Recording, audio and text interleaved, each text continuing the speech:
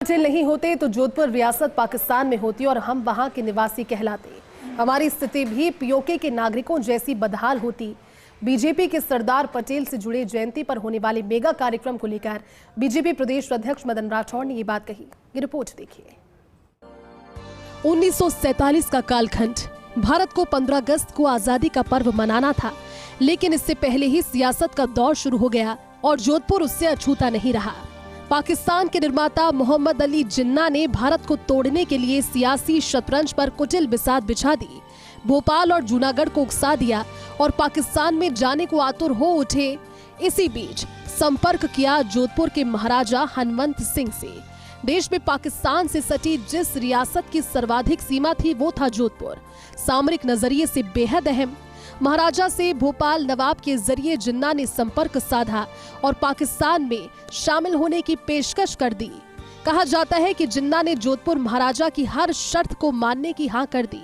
जोधपुर दीवान के जरिए तत्कालीन गृह मंत्री सरदार पटेल को भनक लग गई और वे जोधपुर के उम्मेद भवन पहुंच गए। उन्हें अपने सामने देखकर महाराजा चौंके।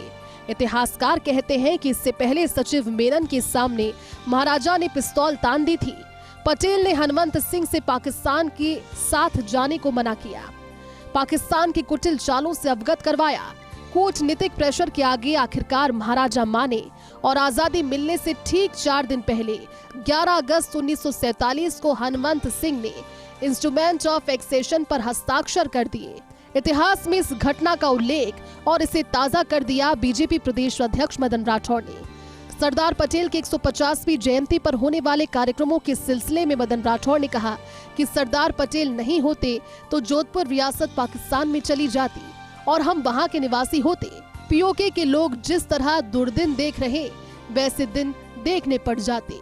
उस समय जोधपुर के जो हिजाइनेस हनुमंत सिंह जी थे, उन्होंने भी एक बार ये प्रस्ताव रखा कि नहीं, हम अलग रहेंगे और अलग होते तो क्या दुर्गति होती उसकी कल्पना की जा सकती है। जो कश्मीर का नागरिक कल्पना करता है वैसे ही मैंने कल्पना की कि क्या होता। मदन राठौड़ मारवाड़ के निवासी हैं, बरसों से राजनीति में सक्रिय हैं, लंबे समय तक पाली जिला अध्यक्ष रहे हैं, संघ जनसंघ में रहे हैं और आज राजस्थान बीजेपी के प्रदेश अध्यक्ष और राज्यसभा सांसद हैं। मदन राठौड़ को याद है कि सरदार पटेल की भूमिका रियासतों के एकीकरण में कितनी अहम थी, विशेष तौर पर राजस्थान को लेकर। जोधपुर रियासत को लेकर उनकी मन की बात सामने आ गई। ये जोधपुर रियासत जो है ये मारवाड़ कहलाती है, ये यदि उधर होता तो क्या होता। तो वो दर्द तो हमें है, क्योंकि वहाँ उस समय आज उस नागरिक का दर्द जो पीओके में बैठा है, वो दर्द का एहसास करते हुए हम भी पटेल का धन्यवाद देते हैं कि हम आज हिंदुस्तान में। आजादी के समय राजस्थान में 19 बड़ी रियासतें, 3 ठिकाने चीफशिप और 1 केंद्र शासित प्रदेश अजमेर मेरवाड़ा थे। पटेल ने कूटनीतिक दूरदर्शिता और दृढ़ संकल्प का उपयोग करते हुए इन रियासतों के शासकों को भारतीय संघ में विलय के लिए राजी किया।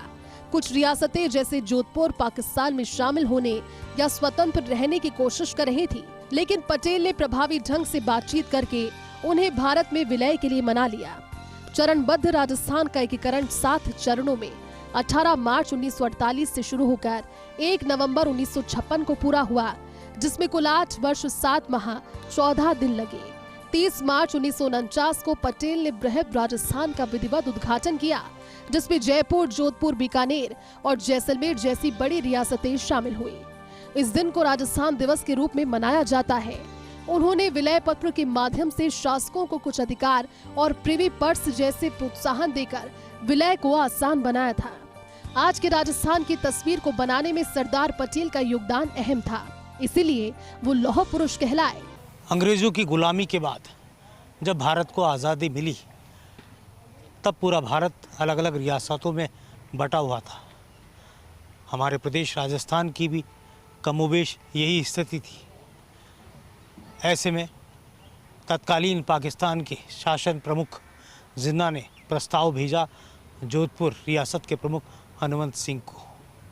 हनुमंत सिंह ने उस प्रस्ताव को पूरी तौर पर ये मानते हुए कि उन्हें स्वायत्तता नए पाकिस्तान में मिलेगी, वो लगभग हामी भर चुके थे भारत से अलग होकर पाकिस्तान में जाने को लेकर। इतिहास में साफ तौर पर अंकित है कि अगर सरदार पटेल नहीं होते तो जोधपुर रियासत का भाग्य भी और तस्वीर भी अलग होती।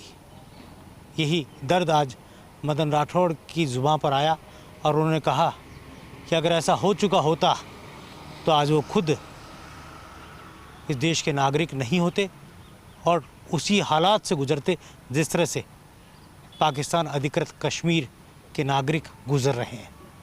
कैमरा जर्नलिस्ट तीरथ के साथ योगेश शर्मा, फर्स्ट इंडिया, जयपुर।